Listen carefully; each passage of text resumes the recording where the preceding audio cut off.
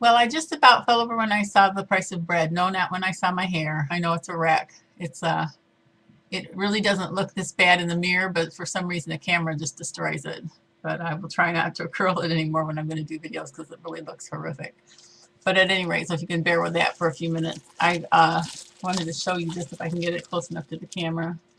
I don't know if you can see the I don't know if you can see the print on that. Let's see, back it up a little bit. Sell by September 13th. And I can't quite get it in the right angle.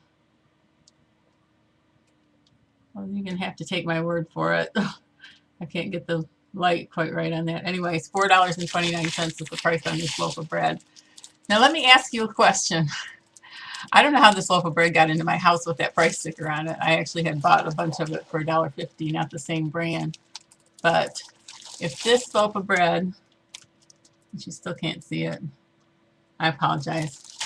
If this loaf of bread is costing $4.29 now, and I checked the price of wheat not too long ago, and it had not at that point in time, a few weeks back, had not gone up significantly at all, not nearly as high as it was a couple of years ago.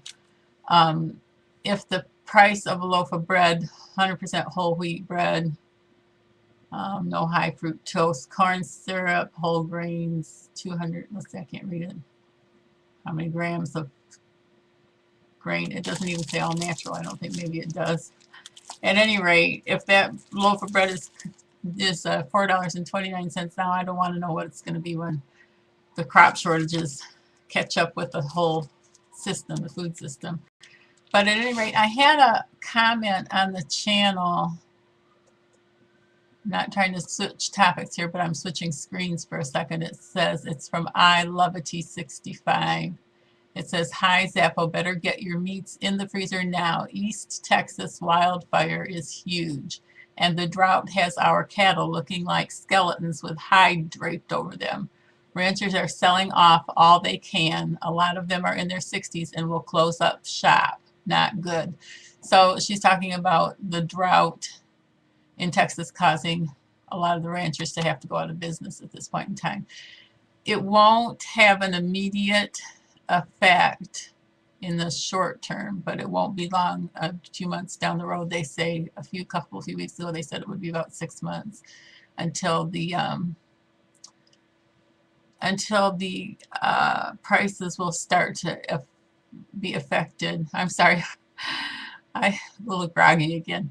Until the prices will begin to be affected by the fact that the farmers can't take care of their cattle, can't continue to feed them, and they have to send them to market. And so temporarily it will either stabilize or decrease the price in beef.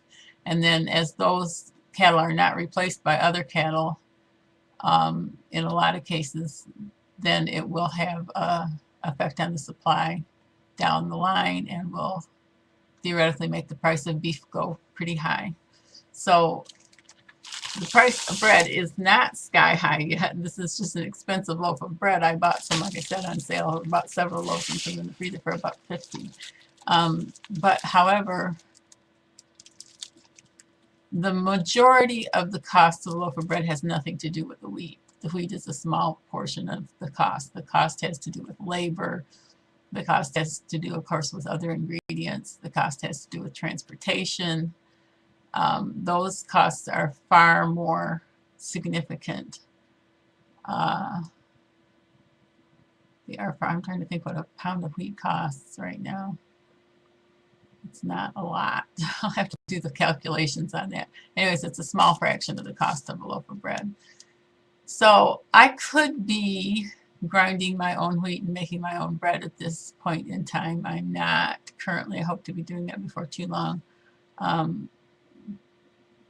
I guess it's just another bit of information to paint the whole picture for us. I guess there's no real summary to this little video, just a heads up. I didn't think that I would ever have a loaf of bread in my house that had a price sticker on it that said $4.29. My husband was very kind in buying me this expensive loaf of bread. It still was not cheap, but it was on sale.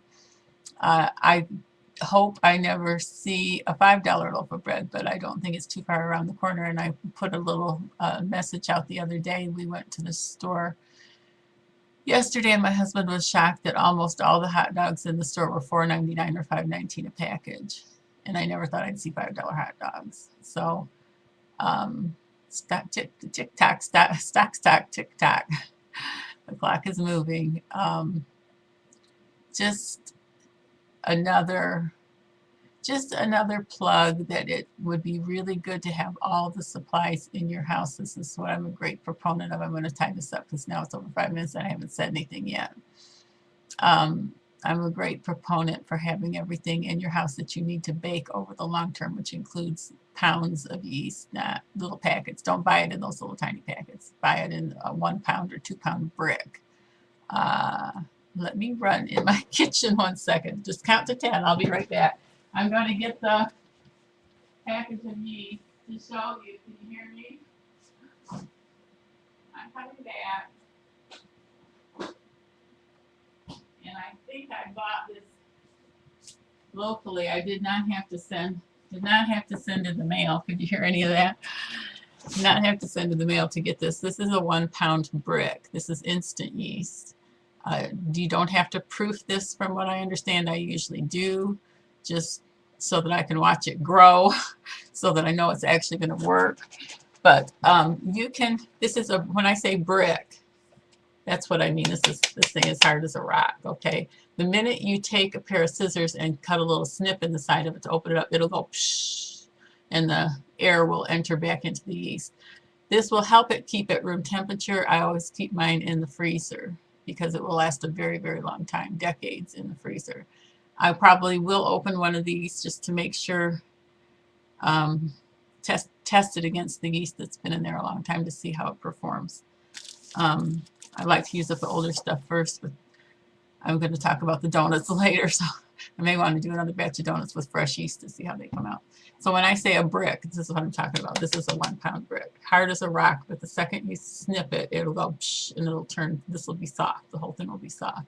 So I think they package coffee this way, but since Latter-day Saints don't drink coffee, I wouldn't know. But it's a 1 pound brick. You can buy it in 2 pound bricks. This should cost you less than $5.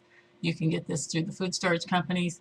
You should be able to get it at a bakery supply company, institutional supply company. They have other brands that they sell at the warehouse clubs. I don't care for those brands. I don't think they perform as well, but better than not getting it or just having those little packets. So if you have the supplies, now I'm pushing 8 minutes, if you have the supplies on hand, my husband asked me last night, what are all these canisters of salt doing in the kitchen? They're here, they're there. He mentioned all the places they were, and he said, how much salt do we need anyway?